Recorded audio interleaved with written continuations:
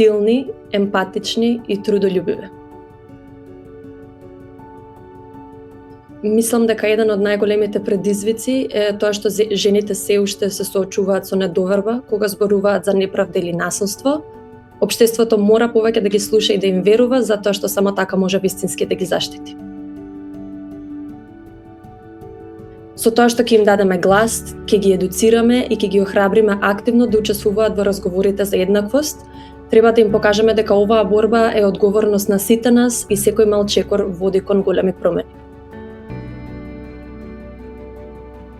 Општественото очекување од жените и мајките да го носат товарот на неплатената работа во домот, не само физичката работа, туку и менталниот товар на организирање, планирање и постојано држење се под контрола, би сакала таа одговорност рамноправно да се дели помеѓу партнерите и членовите на домаќинството. Секогаш да веруваат во себе и да не се сомневаат во својата способност да постигнат се што имаат замислено. Онака како што јас ги паметам и им се восхитувам на жените пред мене. Несебична, храбра и со големо срце.